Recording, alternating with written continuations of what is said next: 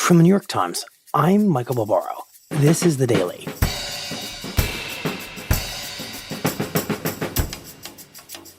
Today, a tribute to Phil Donahue, the king of daytime talk, from me. It's Friday, August 30th.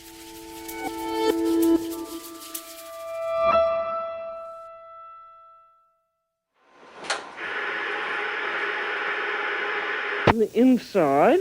For clothes that Tristan lost at Bold 3 Detergent Plus Fabric Softener. From NBC News, this is Today. When I was growing up, there were 4 television shows that I watched religiously. The Today Show. I love that Wayne Gretzky. He's a good and guy. his wife's the doll, too. And their children are really cute. Because Matt and Katie were pure magic together on that set. 60 Minutes. How cigarettes can destroy people's lives. Because nobody has ever told stories like that on network TV. You think that I don't trust my husband? General Hospital. I do trust my husband. He loves me, and we're married, and we're happy, and there's nothing that you or Miranda or anyone is ever going to do to change that. Because all of us have a guilty pleasure. And finally, The Phil Donahue Show.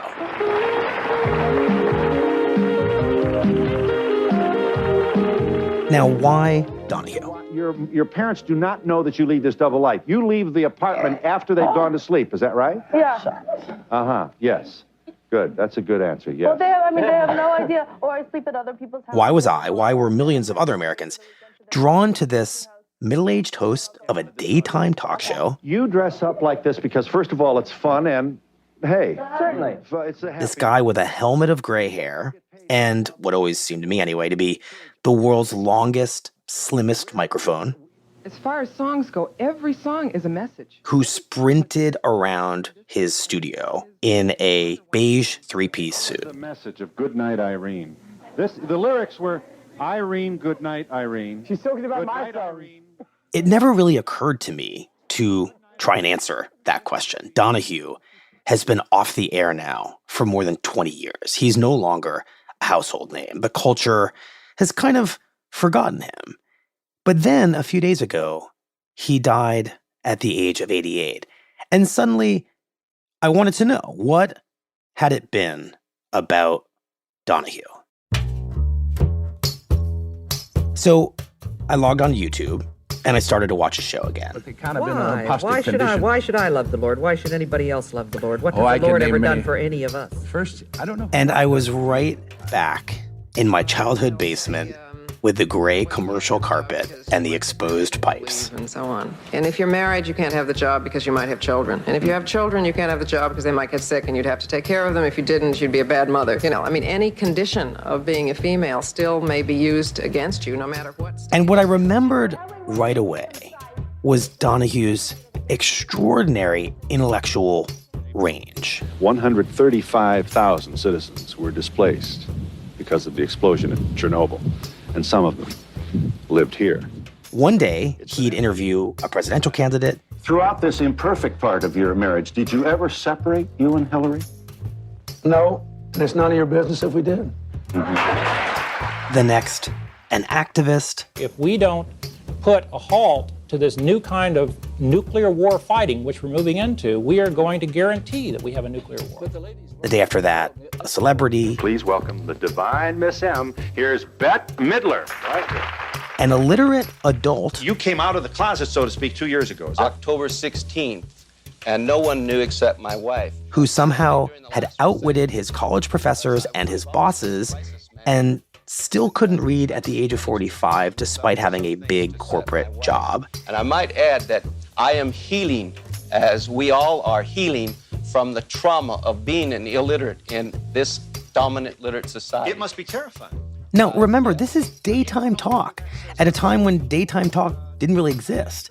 Donahue is competing with soap operas and game shows, and his show was the exact opposite of all of that escapism.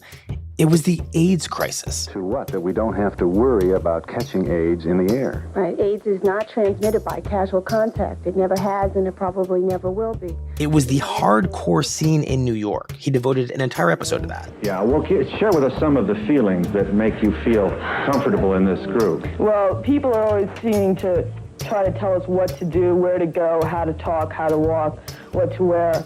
And we're just trying to say that maybe there's an alternative to what is set before us and dictated to us.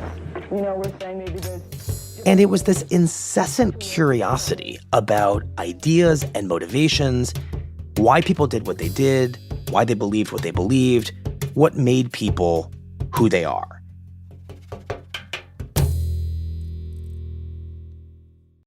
But that doesn't quite explain why I think so many of us were watching Donahue.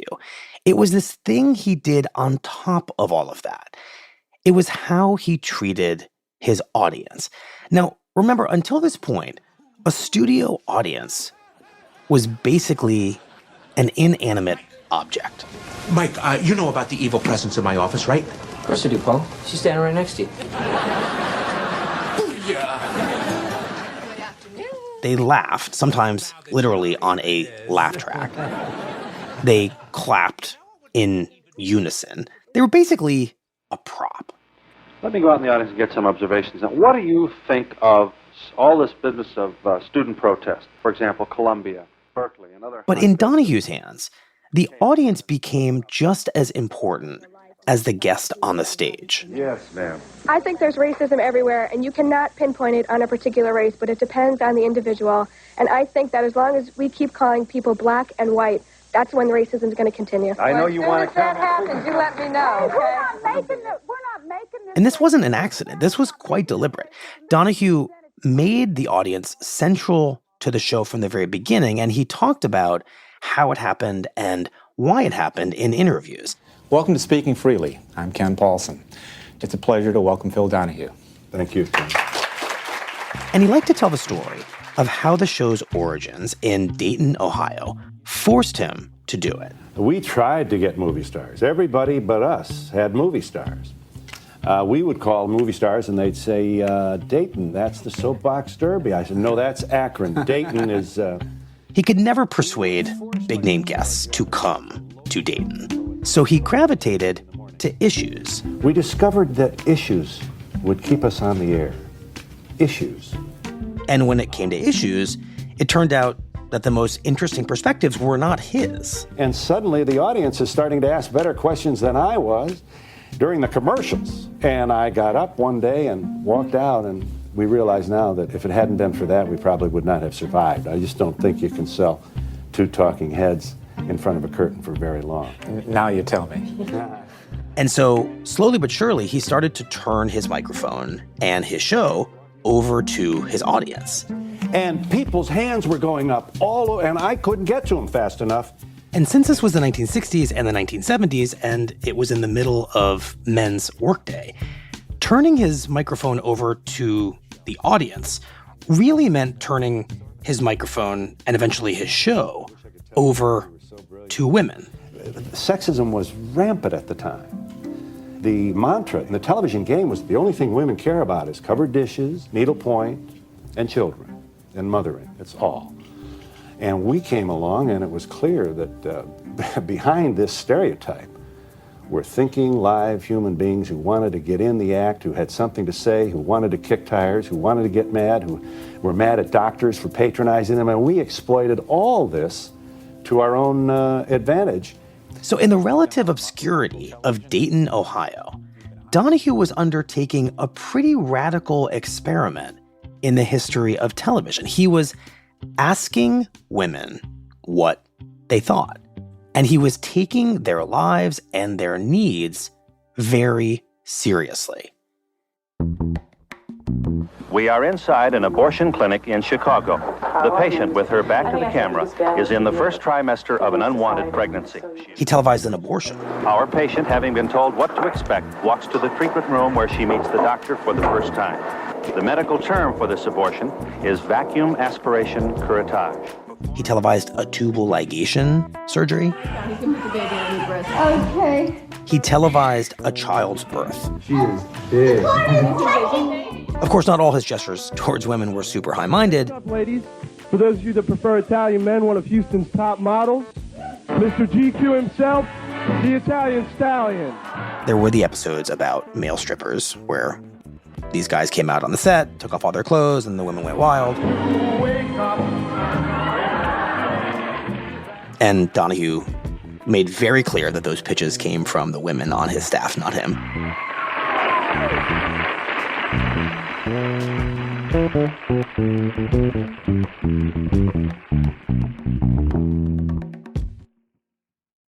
Then there's this moment in an episode in 1979. Here's a woman who's read by millions around the world. She may be our most debated philosopher. Where all of these puzzle pieces of what made Donahue come together. His curiosity, his female audience, and these feminist ideas that his show so often probed. A warm human being who has a lot to say and comes straight at everything she says. I am pleased to present Ayn Rand. Miss Rand. It was an interview with the writer Ayn Rand. So your view is if we all became more comfortable with our natural tendencies, that is to say, selfishness, there would be less horror, less war, less Hitler? There wouldn't be any. And just think about that for a moment.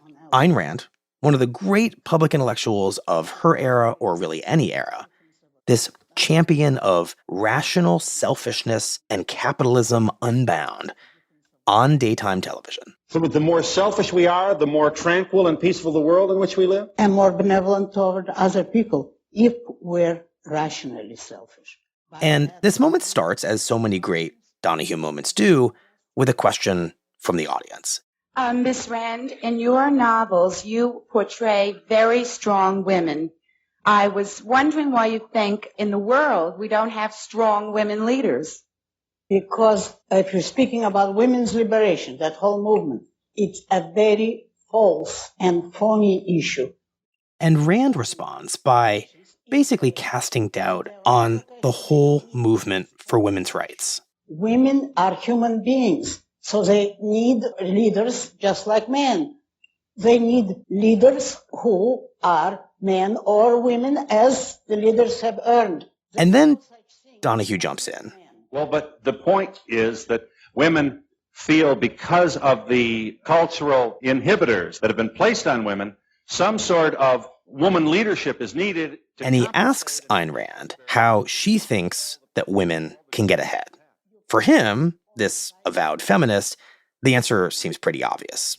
What's needed is a formal, sustained effort to advocate for women's equality. You can do it only by education. You do it by spreading the right idea that women intellectually are not the inferior of men. Of course not, but physically they certainly that's are. what feminists are doing. They're standing up and educating. No. But Rand totally rejects that. They're asking for government power and government handouts. They go around depriving men of jobs because you have to have quota of so many women. But their point is that they have been denied jobs all these years. So Donahue wants to talk about systemic barriers. Rand wants to talk about hard work. Well, what should they do? Be nice little girls and not say anything and stay home and break bread?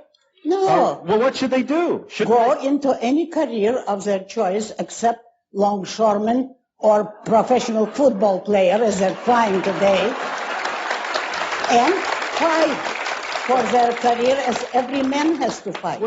In her mind, women simply have to prove themselves one by one.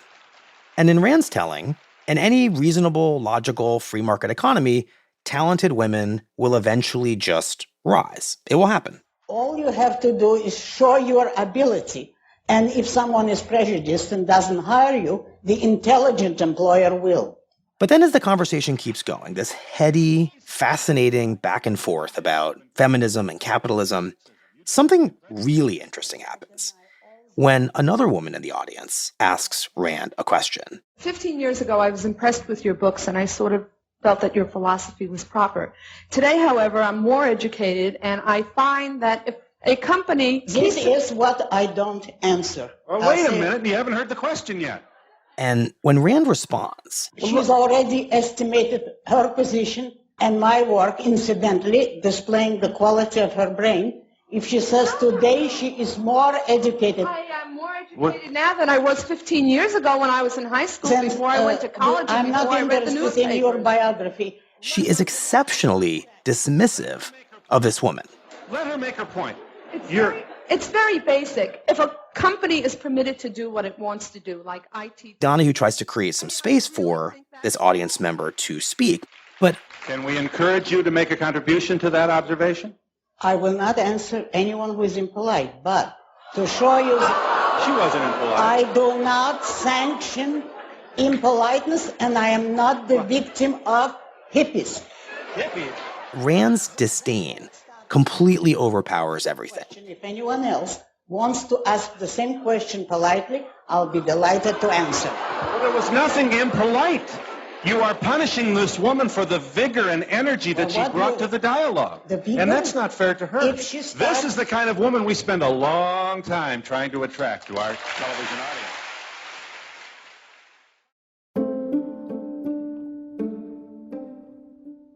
And what I realized was that this was a moment that could only happen on Donahue. It was a moment that I don't think ever would have happened if it were just Donahue and Ayn Rand sitting on stage talking to one another. I don't think Rand would have been that rude to this powerful TV host. She would only act that way toward an ordinary person. So what you get, because of this complicated ecosystem that Donahue has created, is this totally unfiltered version of this intellectual titan. And it's pretty ugly. And while you're watching this happen, you start to wonder what truly animates Ayn Rand. Is it this ruthless, uncompromising philosophy at the center of her best-selling books? Or is it maybe that she just doesn't like other people? Whatever was really going on here, it is revealing, it is messy, it is unexpected, and it is fantastic television. And all of it was orchestrated by this guy, Philip John Donahue, whose biography in no way prepares you for this kaleidoscopic, boundary-pushing national conversation that he invited the country to have day after day for 30 years.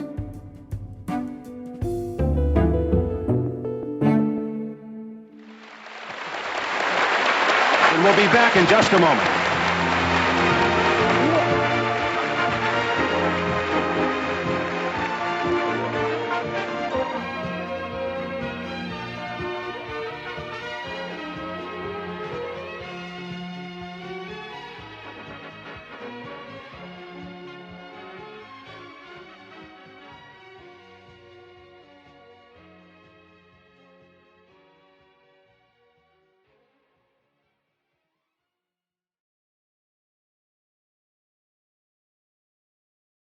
So who was Phil Donahue? You know, my father always had a job. I was born in 1935, so his unemployment preceded my birth. And, he felt the depression. Oh, yes, my parents did, absolutely. He was born 6 years after the Great Depression into an Irish Catholic family in Cleveland. His dad sold furniture. His mom sold shoes. I worked for the nuns for 50 cents an hour when I was 10, 12 years old, switching them. He went to a Catholic day school and later a Catholic college. And in his telling, Catholicism was the scaffolding for his entire way of thinking. I had 16 years of Catholic education. I had most of the answers. Who made me? God made me. Why did God make me? I mean, it was, I knew the answers to the toughest questions. And then in the 60s, everything started to fall apart. And then he starts to rethink everything, especially his relationship with the church. We began to realize that we really did have two Americas, a black one and a white one. And the liberal guilt, my conscience began to manifest itself, and I began to question the answers that had been given, and suddenly my mind was racing, I guess I'd have to say. He gets really mad at his local diocese, which is building a fancy new cathedral where he thinks it's least needed. Who else would spend $1 million on a building that is used about 4.5 hours a week? And he begs the church instead to put that money into inner-city Catholic schools. And suddenly we were saying, hold it, hold it. Now, we've been listening to you. Now you listen to us. But the church leaders ignore him. The church was built at a cost of $1 million, including a bell tower. It is centrally air-conditioned. It stands today in Centerville, Ohio, I think, as a very hard, cold monument to what churches are everywhere, almost always dark and empty. And when he loses that battle to the church loses him.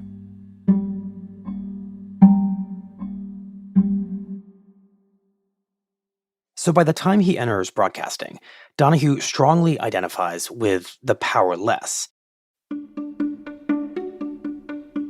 Don't talk about subsidizing the farmer. The man that printed the box made more than the man that grew the corn. Farmers. In our lifetime, we've traveled in a corridor of fear. Gay men. Fear of employers finding out, fear of fellow employees, fear of landlords, fear of the family. But we finally have decided at our respective ages to put that aside and to tell the world about our relationship and that we're very proud of it. Black women. You're not surprised that there's not a greater participation of women of color in the women's movement. There are huge numbers of women of color involved in the women's movement. It's just that we don't get the media. This is a real treat for us. And sees his job as challenging the rich and the powerful. Why couldn't the millions of men, women, and children who are Arab and who find themselves in this desperate conflict and look around wondering where peace will be, why can't they be angry with you for your characterization of them, your roundhouse criticism of them?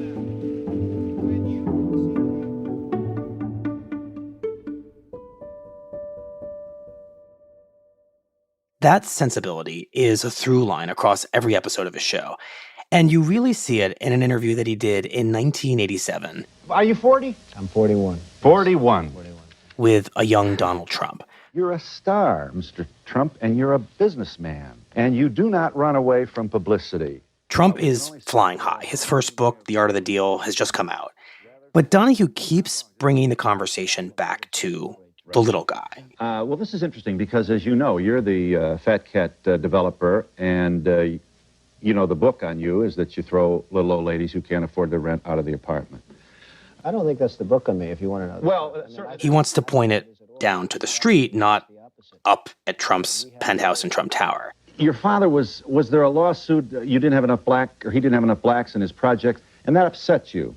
I didn't like it because it wasn't fact, and I decided to fight it. And at one point, Donahue reads from a passage in Trump's book. The fact was that we did rent to blacks in our buildings. What we didn't do was rent to welfare cases, white or black. In which Trump says that he would never rent a unit in one of his buildings to anybody on welfare. I'd watched what happened when the government came after Samuel LaFrac, another builder, and he caved in and started taking welfare cases. They virtually ruined his building.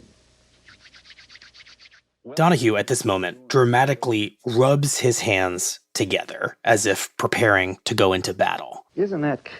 Aren't you pretty close here to looking like an insensitive guy from atop your Trump Tower looking down on the Woolman Rink over the vast holdings of your own empire?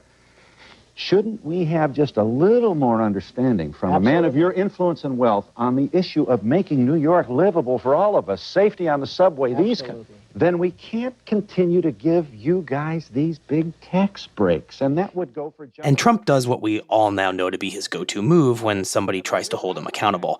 So when everybody else in the city gets it but Donald Trump, when Koch and the administration tries to stop Donald Trump, and I don't say give me the tax breaks, I say don't give everyone else the tax breaks. He makes himself the victim. No, I'm honest. Hey, I'm not running for anything, Phil. I'm not running for office. I don't have to lie in a book. I want to tell the facts, okay? And toward the end of the episode, as always... You keep saying you're not running for office, but why don't you? The most prescient questions come from the women in the audience. No, I wouldn't want to run for mayor of New York. I'd like to see somebody talented do that, but I really have no intention of running for mayor. Thank you. But you definitely are a political person, whether you run for office, by what everything that you say and do points in that direction. You know what it is? I don't like being taken advantage of, okay? And when they saw Trump's future even before Trump did. By the late 1980s, The Phil Donahue Show was a bona fide hit. It's syndicated across the country, and the wait time for tickets to be in his studio audience is an astonishing 18 months. And this success opens up an entirely new genre of TV. Copycats are popping up across the daytime schedule. Sounds scary? Well, the mothers on today's show say they are terrified of their own children. Sally Jesse Raphael, Maury Povich. You are not! Geraldo Rivera, Jerry Springer. You have a secret to tell him. Yes. And your secret is? I'm a man, Jerry. And most important of all, Oprah, who told Donahue that if it wasn't for Phil Donahue, there would never have been an Oprah show. Her career would not have been possible if it weren't for him. So, Well, this is a full circle for me. well, we've watched Oprah as you've soared. There is no other single human being who has done with this media what Oprah has done. My Cubs cap is off to you. Oprah aside, the shows that followed Donahue, his illegitimate children, as he called them, were nowhere near as thoughtful as his show was. But Donahue steadfastly refused to criticize them, and he was asked to criticize them all the time. You talked about it being a naughty show, but it is a far cry from what you see today on television. Are you comfortable with where it's gone? Well, you know, it's hard for me to be uncomfortable with what's happening on television today because I've been preached to so much in the 29 years I was on the air. I mean, there were viewers who got messages from God to get me off the air. There were people who felt that the United States of America was going to hell, and Phil Donahue was leading it there with atheists and doing shows like the March on Skokie by Nazis. We had Nazis on our program. So when people say, what do I think of this or that program, I'm a little bit hesitant. I feel that the shows not worthy of consideration will fall of their own weight. We don't want a bunch of white men, and that's usually what it winds up being, behind closed doors deciding what you and I should see. I'm saying Because for him, TV belonged in the hands of the viewer. Good, bad, smart, stupid, Ayn Rand, or in-studio surprise paternity tests. They all had their place because the alternative was undemocratic. And one of the main bulwarks against somebody assuming power who knows what's good for you is a free press and unfettered speech by the citizenry, allowing all of us to be heard. We're looking for a cacophony of voices, not a well-trained choir.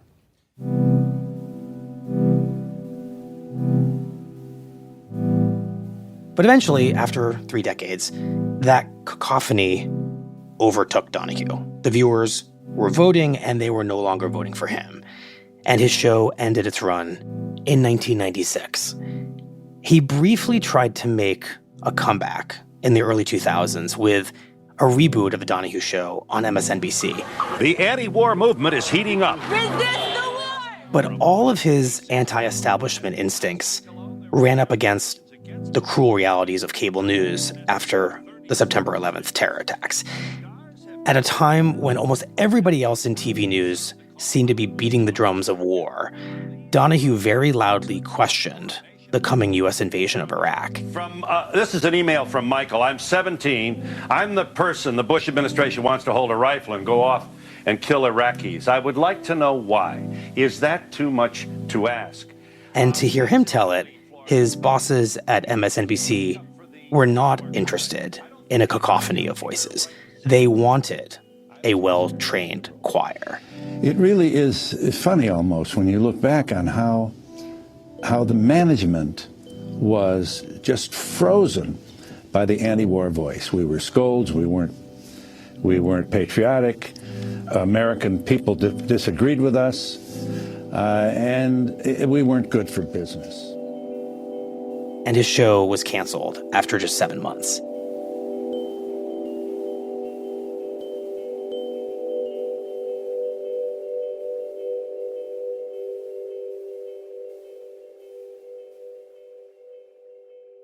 As it happens, the year he went off the air for good was the year that I began my career in journalism. And when I think about Phil Donahue now, and I try to answer that question of why I was always so drawn to his work, it's all right there in his show. He respected his audience. He never talked down to them. He sought out nuance wherever he could find it. He forced us way outside our comfort zones. And he challenged us to see ourselves and our neighbors in a new and more generous light.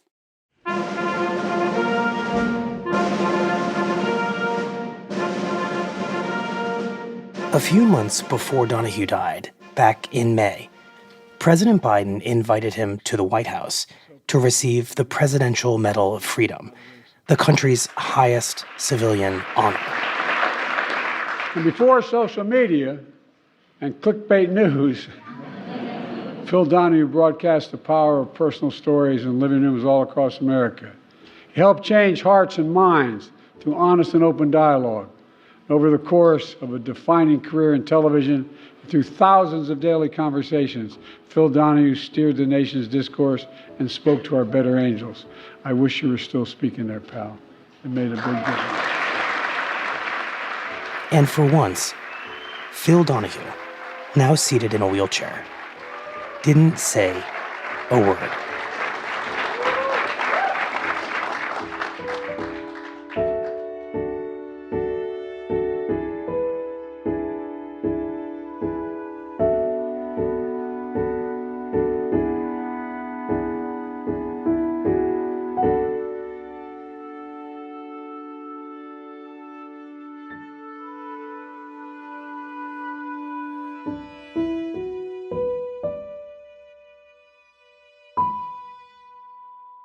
We'll be right back.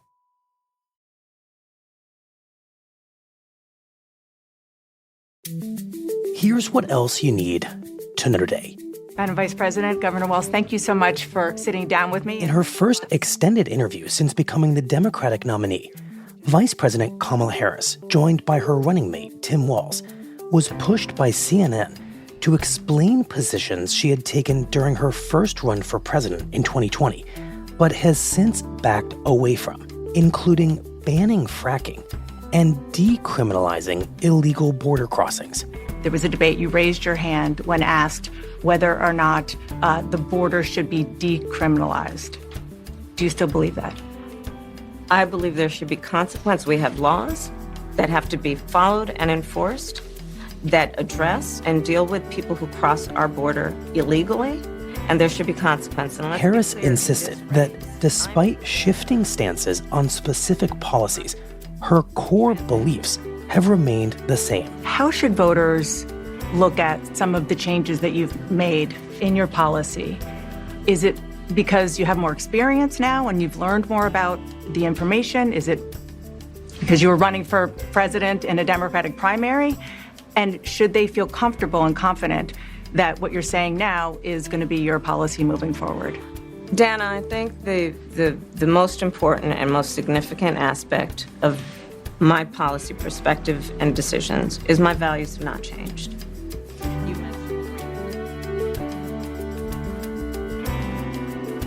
Today's episode was produced by Michael Simon Johnson, Shannon Lin, Stella Tan, and Asta Chaturvedi. It was edited by Michael Benoit, contains original music by Marian Lozano and Dan Powell, and was engineered by Chris Wood. Our theme music is by Jim Brunberg and Ben Landsverk of Wonderly.